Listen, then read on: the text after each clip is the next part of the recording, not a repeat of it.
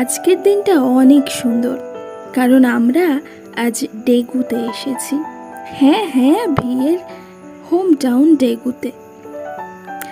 আমরা বলতে আমি, ভি আর ইয়ন্তান। এই মাত্র ভিয়ের দাদিমা এসে খুব আদর করে আমাদেরকে ভেতরে বসালেন। ভিকে দেখে তিনি তো মহা খুশি। কতদিন পর তিনি তার আদরের নাতিকে দেখেছেন। দুজনেরই প্রায় কাঁদো কাঁদো অবস্থা। অনেকটা পথ জার্নি করে এসেছি। ইয়ন্তান সারা রাস্তা জানালার বাইরে তাকিয়েছিল। ট্রেন চড়তে ওর ভারী মজা হয়। এখানে আসার আগে আমরা দাদিমাকে কিছুই জানাইনি, ওনাকে সারপ্রাইজ দেব বলে। তাই স্টেশন থেকে নেমে একটা ট্যাক্সি ধরে ওটকল ভিলেজে এসে নামার পর কিছুটা হাঁটা পথ। সমস্ত ব্যাগপত্রগুলো ভি ওর কাঁধে তুলে নিয়ে হাঁটছিল, আর আমি নিয়েছিলাম ইয়ন্তানকে। দৃশ্যটা দেখার মতো ছিল। বাড়ির ছেলে বাড়ি ফিরছে বটে। তারপর ভিয়ের সেই রাজপ্রাসাদ। এই বাড়িটাকে রাজপ্রাসাদ বলারও কারণ আছে, কারণ এখানে কিং টেইহং এর জন্ম হয়েছিল। সে রাজার থেকে কম কিসে? কতদিন পর রাজপ্রাসাদ যেন আবার চকমক করে উঠেছে রাজপুত্রের আগমনে। দাদিমা আমাকে দেখে খুব আদর করলেন, বললেন, বাহ, খুব মিষ্টি দেখতে, খুব সুন্দর মানিয়েছে দুজনকে। মানিয়েছে মানে কি বলতে চাইছো তুমি? ও ভারী শক্ত কথা, তুইও তো বুঝবি না। তুই যা, তোর কাজ কর, আমি একটু দিদি ভাইয়ের সঙ্গে কথা বলি। কি কথা? কোনো কথা না। ওয়াইএনকে পেয়ে তুমি তোমার নাতিকে ভুলে গেছো?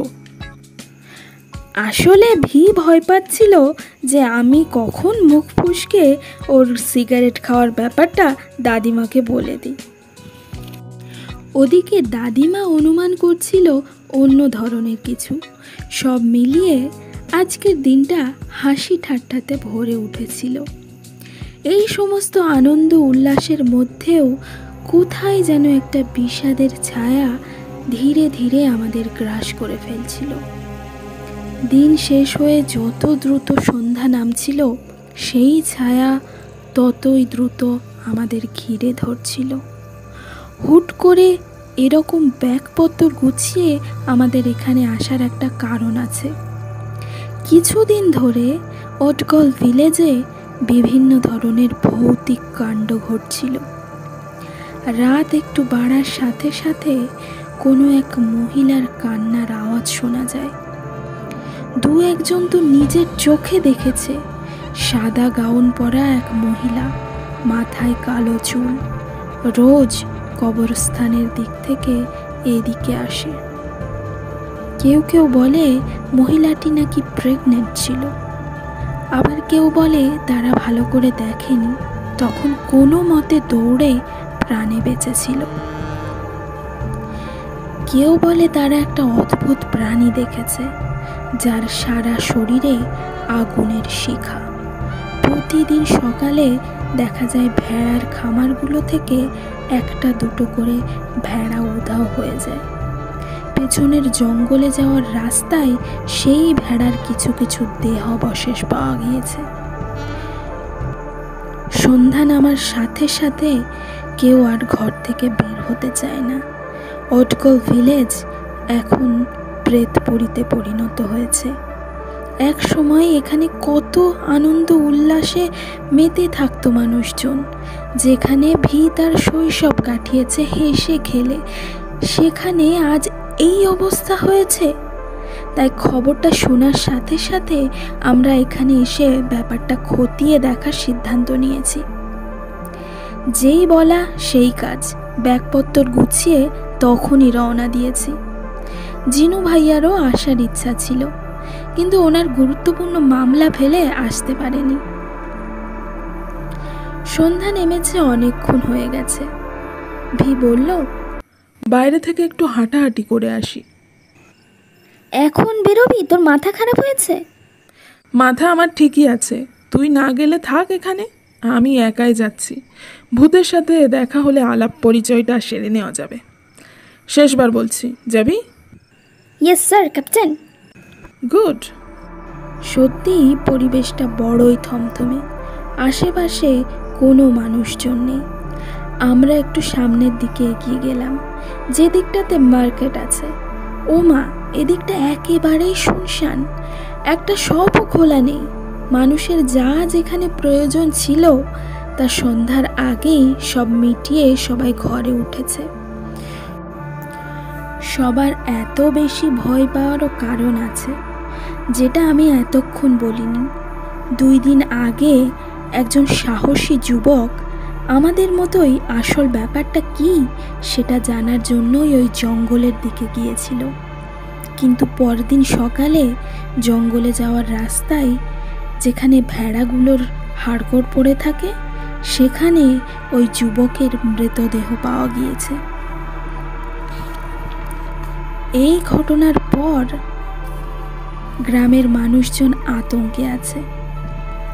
আমরা দুজনে আবার বাড়ির পথ ধরে হাঁটা শুরু করলাম। দেখে মনেই হচ্ছে না যে এটা 2025 সালের অটকল ভিলেজ, যেন আমরা টাইম মেশিনে চড়ে 40 বছর পিছনে চলে এসেছি। ভে বলল, চল কবরস্থানের দিকটা থেকে এবার ঘুরে আসি। না, আমার ভয় করছে, তুই বাড়ি চল। ভিতর ডিম কোথাকার, তোকে তাহলে এখানে আসতে বলেছিল কে? বুসানে থাকাই তোর জন্য ভালো ছিল। ভিয়ের কথা শেষ হওয়ার আগেই একটা কান্নার আওয়াজ শোনা গেল। ভি কান্নার শব্দ লক্ষ্য করে এগিয়ে গেল। শব্দটা আসছে কবরস্থানের দিক থেকেই। সেদিকেই আমরা গেলাম, কিন্তু বেশি দূর যেতে হলো না। আমি নিজের চোখে দেখতে পেলাম সাদা গাউন পরা মহিলা, লম্বা চুল দিয়ে মুখ ঢাকা, পেটটা বেশ মোটা। তার মানে গ্রামের লোকজন ঠিকই বলেছিল। ভয়ে আমার শরীর অবশ হয়ে গেল। কখন যে জ্ঞান হারিয়ে মাটিতে লুটিয়ে পড়েছি। হঠাৎ জ্ঞান ফিরতেই আমি কিছুই বুঝতে পারছিলাম না। আমি কোথাও শুয়ে আছি, আমার ডান হাতটা ঝুলছে, না আমার পুরো শরীর দুলছে। চারদিক ঘুটঘুটে অন্ধকার। একটা হাঁপানোর শব্দ আসছে খুব কাছেই, হ্যাঁ প্রায় আমার কানের পাশে। বুঝলাম ভূতটা আমাকে পাঁজা কোলা করে নিয়ে ছুটেছে তার আস্তানার দিকে। আমি চিৎকার করে আবার জ্ঞান হারালাম। চোখ খুলে দেখি দাদিমা আমার পাশে বসে আছে, আমার মাথায় হাত বুলিয়ে দিচ্ছে। ভি চিন্তিত মুখে পায়াচারি করছে। আমি চোখ খুলেছি দেখে দুজনেই হাঁপ ছেড়ে বাঁচল। পরে জানতে পারলাম তখন ভি আমাকে কোলে নিয়ে বাড়ির দিকে দৌড়ে আসছিল, আর আমি ওকেই ভূত মনে করেছি। দাদিমা বলল, অশেষ ধন্যবাদ এমন ভূতকে। ভি বিরক্ত হয়ে বলল, আর একটু হলেই ভূতটাকে ধরে ফেলতাম, এমন সময় তুই অজ্ঞান হয়ে গেলি।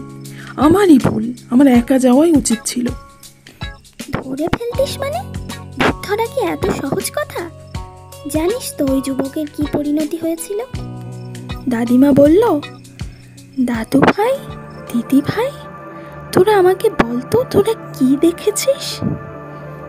সব শুনে দাদিমা গম্ভীর হয়ে বলল, ন্যান্সি, আজ থেকে 3 মাস আগে গর্ভাবস্থায় সে আত্মহত্যা করেছিল। ওকে ওই কবরস্থানে দাফন করার পর থেকেই এইসব ভুতুড়ে কাণ্ড কারখানা শুরু হয়েছে। কে ন্যান্সি? এখন ওসব কথা থাক, এখন চলো ডিনার করে নাও, কাল সকালে এ ব্যাপারে কথা বলা যাবে। এমন অবস্থায় রাত যেভাবে কাটার কথা সেভাবেই কেটেছে। চোখে এক ফোঁটা ঘুম নেই। কি একটা আতঙ্কে কিছুক্ষণ পর পর চমকে চমকে উঠছি। আমরা সবসময় যত কিছু কাজ করি না কেন, আমাদের মন অনর্গল কিছু না কিছু ভাবতে থাকে। তেমনি সেই ভাবনার একটা ছবি সর্বদা আমাদের মনের দেওয়ালে ভাসতে থাকে। তেমনি ওই যে সাদা গাউন পরা গর্ভবতী মহিলার লম্বা চুল দিয়ে ঢাকা মুখ, সেই দৃশ্য আমার ভাবনা থেকে কিছুতেই সরছিল না। আমি বারবার ওটাকে ভুলে ঘুমানোর চেষ্টা করছি, কিন্তু পারছি না। একবার ভাবলাম ভিয়ের রুমে গিয়ে দেখি ও কি করছে, কিন্তু রুম থেকে বেরোনোর সাহস আমার হলো না। ঠিক করলাম কাল থেকে আমি দাদিমার কাছে ঘুমাবো। এমন করে রাত পার হলো। সকাল হতেই সেই অদৃশ্য কালো ছায়া যেন দূরে কোথায় পালিয়ে গেল। মানুষজনের কোলাহল, পশু পাখির ডাক সব মিলিয়ে ওটকল ভিলেজ আবার তার ছন্দে ফিরে এসেছে। ভি চারপাশ ঘুরে ঘুরে ওর ছোটবেলার কাহিনী শোনাচ্ছিল। দু একজন ওকে চিনতেও পারল। আর চিনবে নাই বা কেন? শুধু কি ওটকল ভিলেজ, পুরো ডেগুবাসীর গর্ব সে। এ কথা সে কথায় আমরা হাঁটতে হাঁটতে ন্যান্সিদের বাড়ি পৌঁছে গেলাম। বাড়িতে ন্যান্সির শাশুড়ি মা এবং তার স্বামী বেঞ্জামিন উপস্থিত ছিল। সংসারে সদস্য বলতে এই দুইজন। কত আশা নিয়ে তারা দিন গুনছিল তাদের বাড়িতে একটা ছোট্ট সদস্য আসবে। এতদিন হয়তো তার জন্মও হয়ে যেত, কিন্তু মাঝখান থেকে কি যে হয়ে গেল, সবই কপালের লিখন, আফসোস করে বললেন ন্যান্সির শাশুড়ি। ন্যান্সির স্বামী বেঞ্জামিনকে দেখলাম মায়ের এমন কান্নাকাটি শুনে ঘুম ঘুম চোখে বাইরে বেরিয়ে এলেন। কি আর বলবো, ছেলেটা আমার পাগল প্রায়, কারোর সাথে বেশি কথা বলে না, সারাদিন ঘুমায়। মিস্টার, আমাকে চিনতে পেরেছেন? আমি কিম জেইহং। জেইহং? মাস্টার মশাইয়ের নাতি না? হ্যাঁ, ঠিক ধরেছেন। এখানে বলে রাখি, ভিয়ের দাদু ওটকল হাই স্কুলের টিচার ছিলেন, তাই গোটা ওটকল ভিলেজ জুড়ে ওনার নাম ডাক প্রচুর। সবাই ওনাকে শ্রদ্ধা করেন। ন্যান্সির বাড়ির লোকের সঙ্গে কথা বলে তেমন কিছুই জানা গেল না। কি এমন হয়েছিল যে ন্যান্সি দুটো প্রাণ শেষ করতে বাধ্য হয়েছিল, তা সকলের কাছেই অজানা। ভি বলল, চল একবার জঙ্গলের ভিতর থেকে চক্কর দিয়ে আসা যাক। এখন যখন দিন আছে তাই আমার অত ভয় লাগলো না। জঙ্গলে যাওয়ার রাস্তায় সত্যি ভেড়ার হাড়গোড় পাওয়া গেল, কয়েকটা টাটকা রক্তমাখা অংশও পাওয়া গেল। দাদিমা বলছিল আজ সকালে 5টা ভেড়া উধাও হয়েছে, এগুলো তারই অংশ। এই কারণেই মানুষ এই জঙ্গলে দিনের বেলাতে আসতেও ভয় পায়। তাদের ধারণা এসব ওই অদ্ভুত প্রাণীটির কাজ, যার সারা শরীরে আগুনের শিখা। জঙ্গলের ভিতরে যত ঢুকছি ততই ভয় বাড়ছে। চারদিকে নিঃশব্দ, একটা পাখি পর্যন্ত নেই এখানে। সমস্ত প্রাণীকুল যেন এই জঙ্গলটাকে অভিশপ্ত বলে মনে করে। ভিকে দেখলাম ওর হৃদয়ে ভয় ডর বলে কিছুই নেই। সে দিব্যি গুনগুন করে গান গাইছে। So show me, I show you, show you. আমরা জঙ্গলের অনেকটা ভিতরে চলে এসেছি। লক্ষ্য করলাম ভিয়ের ঠোঁটে হাসির রেখা। এই হাসির অর্থ কি হতে পারে? সে কি সেই অদ্ভুত প্রাণীটির খোঁজ পেয়ে গেছে, নাকি অন্য কোনো ক্লু পেয়ে গেছে? আমার গা ছমছম করছে। ওর এই অসময়ের হাসিগুলোই আমাকে বেশি ভয় পাইয়ে দেয়। কিন্তু আশ্চর্যের বিষয়, এই অভিশপ্ত জঙ্গলের ভেতরে আমি নির্ভয়ে সজ্ঞানে দাঁড়িয়ে আছি কেবল ভি সঙ্গে আছে বলে। ও বলল, গাছে উঠতে পারবি? হঠাৎ গাছে কেন উঠতে হবে? আজ রাতে আমাদের গাছে বসে রাত কাটাতে হবে। তুই এই গাছটাতে ওঠা প্র্যাকটিস কর, আমি বাকি জঙ্গলটা চক্কর দিয়ে আসি। গাছে ওঠাটা একজন ডিটেকটিভের কাছে হাতি ঘোড়া কিছুই নয়। আমি লাফ দিয়ে একটা ডাল ধরে ফেললাম এবং সেটা ধরেই খুব সহজে উঠে পড়লাম। ওঠার পর দেখলাম এর মধ্যে ভি কখন চলে গেছে দেখিনি। সে আমাকে সঙ্গে নিয়ে যেতে পারত, এমনিতেই আমার ভয় করছে। প্রায় 5-10 মিনিট কেটে গেল, ভিয়ের দেখা নেই। এই মুহূর্তে আমার মাথা গুলিয়ে গেল। ঠিক কোন রাস্তা দিয়ে এসেছিলাম? চারদিক একরকম মনে হচ্ছে। ওদিকে ফোনটাও বাড়িতে ফেলে রেখে এসেছি। সব দিক দিয়েই বিপদে পড়েছি আজ। আমি কি যাব ভিকে খুঁজতে? হয়তো সেও পথ হারিয়ে ফেলেছে। চিন্তা করে দেখলাম, আমি যদি যাই তাহলে পথ হারাবো নিশ্চিত। কোন পথ দিয়ে এসেছিলাম সেটাই ঠিক করতে পারছি না। সে যখন আমাকে এখানে থাকতে বলেছে, আমি এখানেই থাকবো। সে ঠিকই আসবে পথ চিনে। পথ হারিয়ে ফেলার মতো কাজ ডিটেকটিভ চেইহং করবে না। আমি অপেক্ষা করব এখানে। এই মুহূর্তে আমার আবার সেই কাল রাতের ঘটনা মনে পড়ে গেল। সাদা গাউন পরিহিত ন্যান্সির আত্মা কিভাবে কাঁদছিল। বিয়ের এত দেরি হচ্ছে কেন? কি করছে সে এই গহীন জঙ্গলের মধ্যে? আমার আবার সেই যুবকটির কথা মনে পড়ল, যার মৃতদেহ ওই জঙ্গলের রাস্তায় পাওয়া গিয়েছিল। আহ ভি, ওকে চোখের দেখা না দেখলে আমার শান্তি হচ্ছে না। আল্লাহ, ভি একবার চলে আসুক, তারপর আমাকে ভূতে তুলে নিয়ে যাক। তাও ভালো। আমি শুধু ওকে একবার সুস্থ অবস্থায় দেখতে চাই। এমন সময় শুকনো পাতার উপর পায়ের শব্দ শোনা গেল। মনে একটু শান্তি এলো। অন্তত ওর পায়ের শব্দ আমি শুনতে পেয়েছি। কিন্তু কই, আর তো শোনা যাচ্ছে না। হঠাৎ থেমে গেল কেন শব্দটা? ওকে যে হাঁক দিয়ে ডাকবো সেই সাহসটুকুও আমার হচ্ছে না। ওই তো আবার পায়ের শব্দ শোনা যাচ্ছে, তবে এবার একটু দূরে। হ্যাঁ, কেউ গান করছে। I'm feeling just fine, fine, fine. হ্যাঁ, বিয়েরই তো গলা। এবার আমি লাফ দিয়ে গাছ থেকে নেমে যেদিক থেকে শব্দটা আসছে সেদিকেই ছুট লাগালাম। ওই তো সাদা টি শার্ট পরা ভি। আমি ছুটে যেয়ে জাপটে ধরলাম ওকে। তুই আমাকে সঙ্গে নিয়ে গেলি না কেন? ভূতের সাথে সাক্ষাৎ করতে গিয়েছিলাম। ভূত দেখলে তো তুই অজ্ঞান হয়ে যাস। তাছাড়া এখান থেকে বাড়ি অনেক দূর, আর তুই যা ভারী, আমি আর তোকে কোলে নিয়ে যেতে পারবো না। বাড়ি ফিরে দেখি দাদিমা রেগে আগুন হয়ে আছে।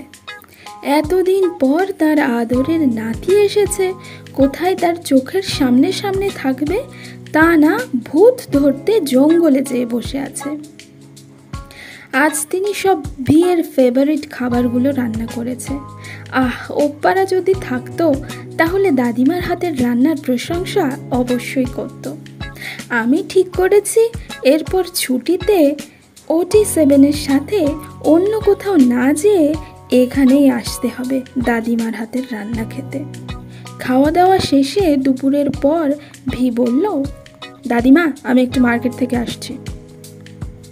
দাদিমা আমাকে বলল, সারাদিন ঘোরাঘুরি করেছিস, এখন একটু বিশ্রাম নে। বিশ্রাম নিতে বসে বিশ্রাম হয় না। যতক্ষণ না এই কেসের সমাধান হচ্ছে বিশ্রাম আর কপালে জুটবে না।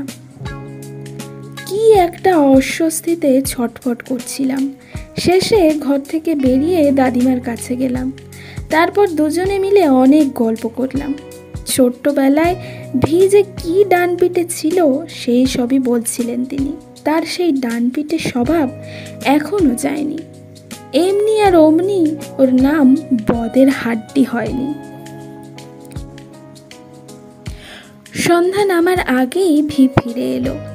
ওকে বেশ জন্মনে লাগছে, মনে হচ্ছে ভূতের সাথে অবশেষে সাক্ষাৎটা হয়ে গেছে, তাই এত খুশি।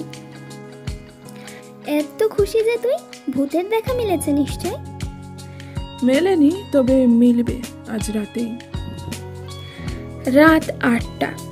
আমি আর ভি এখন জঙ্গলের মধ্যে সেই জায়গাটাতে এসে উপস্থিত হয়েছি যেখানে সকালে এসেছিলাম। যত সময় এগোচ্ছে আমার সাহস ততই বেড়ে চলেছে, কারণ আমরা রহস্যের দোরগোড়ায় এসে পৌঁছেছি। এখন আমার মোটেও ভয় করছে না, এখন আমি অনেক বেশি এক্সাইটেড। ঘুটঘুটে অন্ধকারে আমরা দুজন শ্বাসরোধ করে বসে আছি। শুকনো পাতার উপর আবার পায়ের শব্দ, একটা নয়, দুটো পায়ের শব্দ। কিছুক্ষণের মধ্যেই দ্বিতীয়বারের জন্য আমি আবার সেই সাদা গাউন পরা ন্যান্সিকে দেখলাম। এবার আর অজ্ঞান হলাম না। ভি শক্ত করে আমার হাত ধরে রেখেছে। অন্যদিক থেকে আরও একটি পায়ের শব্দ এসে থামল। কিন্তু এটা কি? কি জন্তু এটা? সারা শরীরে আগুনের শিখা। ন্যান্সি ও জন্তুটি মুখোমুখি দাঁড়ালো।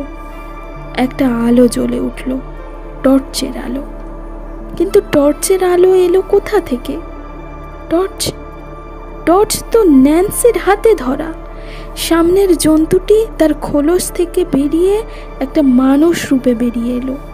তারপর খোলসটি তুলে নিয়ে সুন্দর করে ভাঁজ করে রাখলো।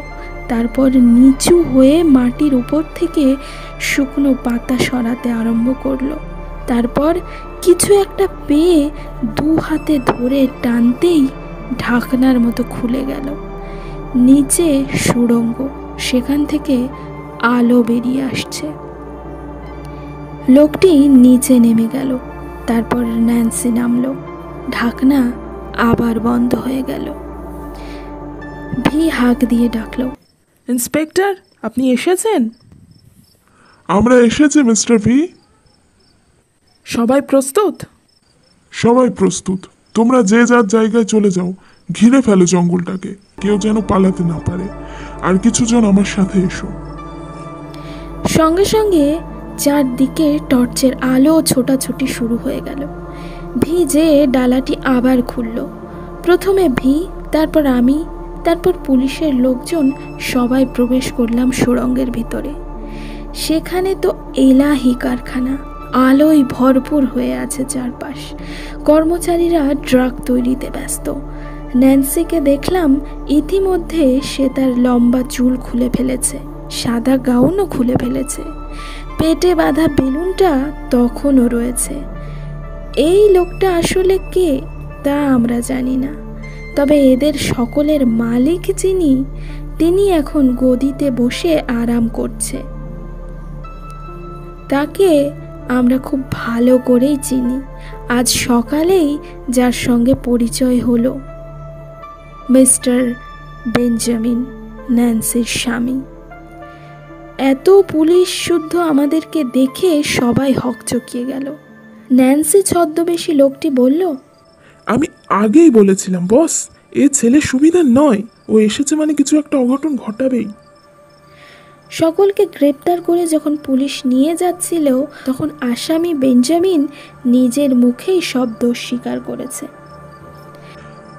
শয়তান ছেলে, আমার সব প্ল্যান ভেস্তে দিলি, যার জন্য আমি নিজের স্ত্রী, সন্তান সবাইকে মারতে বাধ্য হয়েছি। টাকার জন্য আমি সব কিছু করতে পারি। আমার ড্রাগের ব্যবসাও গেল, ভেড়া বিক্রির টাকাও গেল। যাতে কারো সন্দেহ না হয় তার জন্য কয়েকটা ভেড়া কেটে রাস্তায় ছড়িয়েছি। তৎসত্ত্বেও ওই ফিলিক্স শয়তান আমাকে ধরার জন্য বেরিয়েছিল, তাই ওকেও খুন করেছি। আমারও ভুল। কাল যখন তোদেরকে জঙ্গলের মধ্যে দেখেছিলাম, তখনই তোদের মেরে ফেলা উচিত ছিল আমার। আহারে নিরপরাধ ন্যান্সি, তাকে তার স্বামী নিজ হাতে হত্যা করেছিল, আর ভিলেজের সকলের সামনে জাহির করেছিল যে ন্যান্সি আত্মহত্যা করেছে। যাতে করে তারা ন্যান্সির আত্মা সেজে সন্ধ্যাবেলা সকল অটকলবাসীর মনে ভয় ঢুকিয়ে দিতে পারে, আর তারপর নিশ্চিন্তে নিজেদের কাজ করতে পারে। আর সেই ছোট্ট বাচ্চাটি, তারই বা কী দোষ ছিল? পৃথিবীর আলো দেখার আগেই তাকে তার বাবা হত্যা করেছে শুধুমাত্র টাকার জন্য। পৃথিবীতে কত ধরনের নিষ্ঠুর মানুষ থাকতে পারে? এ পৃথিবী বড় নিষ্ঠুর। আরও 2-1 সপ্তাহ আমরা অটকল ভিলেজে দাদিমার কাছে কাটিয়েছিলাম। ফেরার দিন দাদিমার ভীষণ মন খারাপ করছিল। মন খারাপ আমাদের সকলেরই হচ্ছিল, এমনকি ইয়ন্তানেরও।